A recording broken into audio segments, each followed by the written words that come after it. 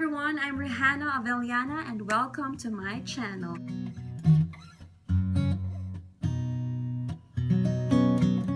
It's been a while since I posted my first ever vlog here in YouTube, and I appreciate those who have taken or spared a little bit of their time to view my vlog, because that was all about my travel from the Philippines going to Canada to be home with my husband. Well, before anything else, I'd like to send a shout out to Jordan for sending me a DM on my Instagram account. Appreciate you sharing your story. And there is one concern or one question that you sent there that I wanted to address today.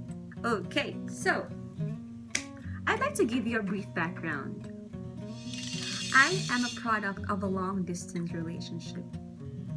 And believe it or not, it works. It really works. Why? I have been in a 7-year long distance relationship before finally getting settled in with my husband here in Canada. I was back in the Philippines. That was in 2011 when a guy from Canada, a Canadian citizen at that, and a friend of my brother-in-law messaged me with a simple hi, and it went a long way. In 2012, my husband came home to the Philippines and we met in person, and we finally became officially a boyfriend and a girlfriend. Back in 2013, around April, he came back to the Philippines and we had the best vacation ever.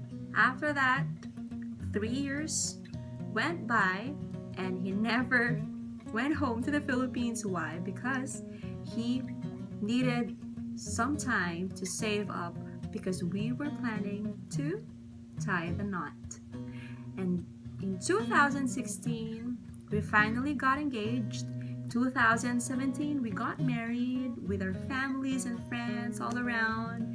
And then in 2019, 2 months ago, May 29, I finally flew from the Philippines, going here to Canada to finally be together with my husband for good. So, how did we do it? How does a 7-year long distance relationship survive? Or how does a long distance relationship just make it through? Here are some tips. 1. Be prepared. Be really prepared. You just gotta know what you're entering into. Being away from your loved one is not an easy task. It is very challenging. So the least you can do is to expect the risks, foresee the challenges that goes with it, so that when the time comes that you needed somebody or your boyfriend or your girlfriend to give you a hug, to hold your hand, you won't end up crying in the rain. You won't end up crying to sleep, crying yourself to sleep, or maybe just spending all by yourself, just spending all the time by yourself. Just be prepared and know that you have a boyfriend, that you have a girlfriend. It's just that he's far away, but the love should be there. The love should always be there. Number 2, communication. Keep your communication lines open. Okay? As for me, speaking from my experience, back in the Philippines, I used to just stay online 24/7 because the time difference between Canada and the Philippines is 12 hours. So you just gotta stay awake for some time, schedule, keep your online messaging accounts open, like Facebook Messenger, you have your Viber, you have your Tango, you have WeChat, a lot of mediums. There's no excuse to having no communications at all. Believe it or not, I and my husband for 7 years, there was never a day that we did not say hi or hello. Like, I'm up to this, I'm there, I'm doing this, I'm spending time with my friends, I'm gonna go over and sleep over to my friends. So, and you just gotta have a two-way communication. At least for me and my husband, we always see to it that I talk, I do the talking, he does the listening, and sometimes it's him doing the talking and I do the listening. You just gotta know how to express yourself in the most proper way, and you just gotta listen well and get the message across. It's not simple, but at least you can try to work on it. Remove all the doubts. It's easier said than done, but you can practice it. I mean, coming from my own experience, I never doubted my partner. I never doubted my ex-boyfriend, now husband. If there are some things that kind of bothers you, you should be able to open up and just express whatever and just listen to whatever he or she has to say from across the line or from across the other country. And there are many people that's gonna be doing the talking. They're gonna talk and just try to discourage you and say that your partner must have been dating another lady or another guy. I mean, why don't you just enjoy yourself? He's far, she's far, you're here. Just enjoy and try to entertain some other guys or some other girls. Don't do that. That's a no. That's a big no. You just gotta keep your focus on your relationship. Give it your 100% trust.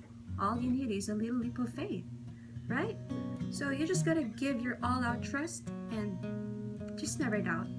Don't listen to people who are kind of negative or have negative judgments about long-distance relationships, because I'm telling you, it's not gonna help. It's not gonna do you any favors. So just keep opening up, just keep communicating with your boyfriend or your girlfriend, because more than anything, you'll be the one to know. You'll feel it eventually. You'll feel it if there's something wrong. And then number 4, be creative. Be creative, it helps a lot.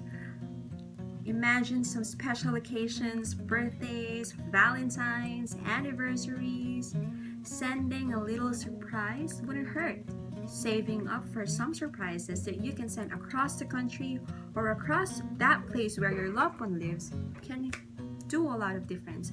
It helps a lot. Like for me, I can remember my husband having my sister or his friends as his accomplices because he wants to send me his surprises every occasion. I remember Valentine's Day, my birthday, and anniversary. He does it. You should do it. It doesn't have to be expensive. You just gotta be really creative, and you just gotta know the right network of people who can help you. Just know how to deal or to make a connection with people who are close to your boyfriend or your girlfriend. And of course, last but not the least, keep praying. Just keep praying for a relationship. It works. It just works. Just keep praying for guidance and enlightenment that you two always be united. Despite the fact of being apart, at least you are united in spirit. And just pray.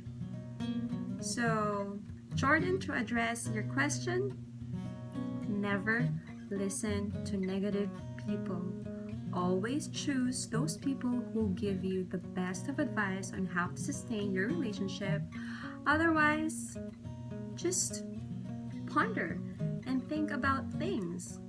Try to assess if something's wrong, or you'll be the one to feel it. So, to my viewers, here's for you. You just gotta know these 5 tips.